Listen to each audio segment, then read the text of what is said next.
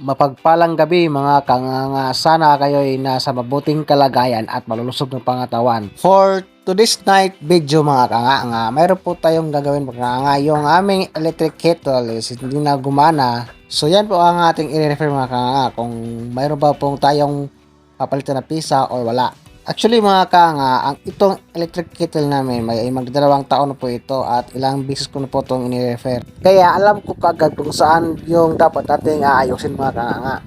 Kaya kinuha ko na ang aking malakas na tester o multi-tester digital kanga para matest po natin kung saan ba dapat natin aayusin. Kahit alam ko na kung nasaan yung dapat aayusin pero kailangan po natin i-check yung ating mga linya at baka mayroon pa itong sira. So dyan naman kanga ay una kong ginawa ay kinuhanan ko muna ng continuity or resistance ang mga linya ng wire baka po mayroon na po nagdikit-dikit na wire. At sa mabuting palad wala naman po. So dyan ka nga sinunod ko naman yung switch natin kung mayroon bang sira. Pag may sira po ito hindi po tutunog. At goods naman ka nga okay pa naman yung switch niya. At dyan ka nga kinuhanan ko din ng body ground at saka continuity yung kanyang pin injector. So okay naman ka nga goods naman po. So dyan ka nga nakita ko na kung ano po yung problema. Dyan ka nga kasi yung kanyang pin dyan ka nga ay naka 30 degree na, hindi naka 90 degree. At yun na nga, agad ko lang binuksan at tinignan bakit ito nagaganito.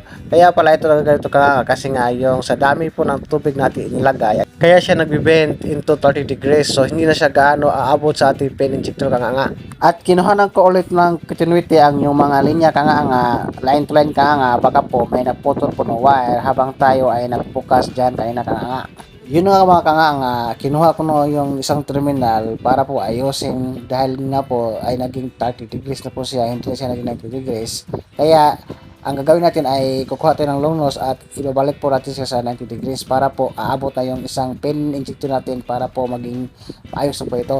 Yan po kasi kadalasan ng problema ng ating electric kettle. Kaya tips ko lang mga kanganga, huwag niyo pong punuin yung ating electric kettle ng tubig kasi nga masusobran po sa bigat kaya po mag-turn into 30 degrees na po yung kanyang terminal kanganga. Sa bigat po kasi ang dahilan kanganga kaya po nagpipint ang ating terminal into 30 degrees kaya hindi na aabot po yung ating injector patungo sa terminal. So wala na po mangyayaring heating kanganga.